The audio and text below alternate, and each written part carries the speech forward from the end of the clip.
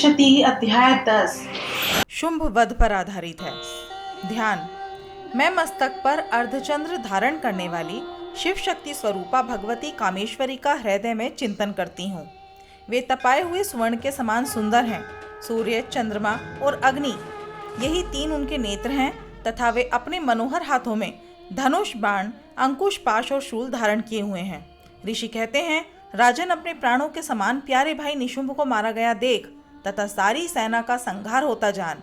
शुंभ ने कुपित होकर कहा, दुष्ट दुर्गे, तू बल के अभिमान में आकर झूठ मूठ का घमंड ना दिखा।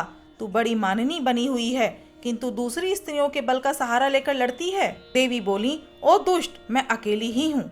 इस संसार में मेरे सिवा दूसरी कौन है? देख, ये मेरी ही विभूतियां हैं, अतः मुझ में ही प्रवेश कर रही हैं।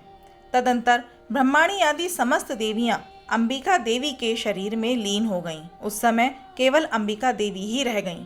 देवी बोली, मैं अपनी ऐश्वर्य शक्ति से अनेक रूपों में यहाँ उपस्थित हुई थी। उन सब रूपों को मैंने समेट लिया। अब अकेली ही युद्ध में खड़ी हूँ। तुम भी स्थिर हो जाओ। ऋषि कहते हैं, तदंतर देवी और शुंभ दोनों में सब देवताओं तथा दानवों के देखते देखते भयंकर युद्ध छिड़ गया। बाणों की वर्षा तथा तीखे शस्त्रों एवं दारुण अस्त्रों के प्रहार के कारण उन दोनों का युद्ध सब लोगों के लिए बड़ा भयानक प्रतीत हुआ। उस समय अंबिका देवी ने जो सैकड़ों दिव्य अस्त्र छोड़े, उन्हें दैत्यराज शुंभ ने उनके निवारक अस्त्रों द्वारा काट डाला। इसी प्रकार शुंभ ने भी जो दिव्य अस्त्र चलाए, उन्हें परमेश्वरी ने भयंकर हुंकार शब्द के उच्चारण आदि द्वारा खिलवाड़ में ही नष्ट कर डाला। तब उस असुर ने सैकड़ों बाणों से देवी को आच्छादित कर दिया। यह देख क्रोध में भरी हुई उन देवी ने भी बाण मारकर उसका धनुष काट डाला। धनुष कट जाने पर फिर दैत्यराज ने शक्ति हाथ में ली, किंतु देवी ने चक्र से उसके हाथ की शक्ति को भी काट गिराया। तत्पश्चात दैत्यों के स्वामी शुंभ ने 100 चांद वाली चमकती हुई ढाल और तलवार हाथ में ले उस समय देवी पर धावा किया। तत्पश्चात दैत्यों के स्वामी शुंभ ने 100 चांद वाली चमकती हुई ढाल और तलवार हाथ में ले उस समय देवी पर धावा किया। उसके आते ही चंडिका ने अपने धनुष से छोड़े हुए तीखे बाणों द्वारा उसकी सूर्य किरणों के समान उज्जवल ढाल और तलवार को तुरंत काट दिया। फिर उस दैत्य के घोड़े और सारथी मारे गए। धनुष तो पहले ही कट चुका था।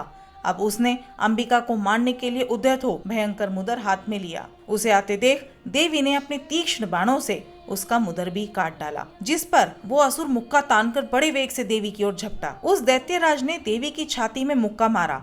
तब उन देवी ने भी उसकी छाती में एक चांटा जड़ दिया। देवी का थप्पड़ खाकर दैत्यराज शुंभ पृथ्वी पर गिर पड़ा, किंतु पुनः सहसा पूर्ववत उठकर खड़ा हो गया। फिर वह उछला और देवी को ऊपर ले जाकर आकाश में खड़ा हो गया। तब चंडिका आकाश में भी बिना किसी आधार के ही शुंभ के साथ युद्ध करने लगी। उस समय दैत्य और चंडिका आकाश में एक दूसरे से लड़ने लगे।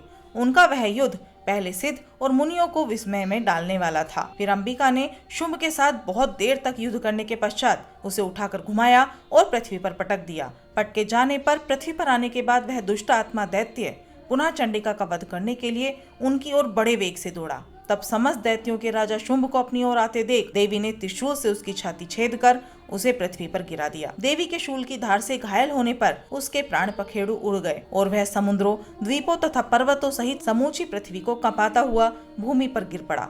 तदंतर उस दुरात्मा के मारे जाने पर संपूर्ण जगत प्रसन्न एवं पूर्ण स्वस्थ हो गया तथा आकाश स्वच्छ दिखाई देने लगा। पहले जो उत्पात सूचक मेघ और उल्कापात होते थे, वे सब शांत हो गए तथा उस दैत्य के मारे जाने पर नदियां भी ठीक मार्ग से बहने लगी। उस समय शुंभ की मृत्यु के बाद संपूर्ण देवताओं का हृदय हर्ष से भर गया और गंधर्वगण मधुर गीत गाने लगे। दूसरे गंधर्व बाजे बजाने लगे और अप्सराएं नाचने लगी। पवित्र वायु बहने लगी। सूर्य की प्रभा उत्तम हो गई। अग्निशाला की बुझी हुई आग अपने आप प्रज्वलित हो उठी तथा संपूर्ण दिशाओं के भयंकर शब्द शांत हो गए। इस प्रकार श्री मार्कंडेय पुराण में सार्वणिक मनवंतर की कथा के अंतर्गत देवी महात्म्य में शुंभ वध नामक 10वां अध्याय पूरा हुआ। जय माता दी।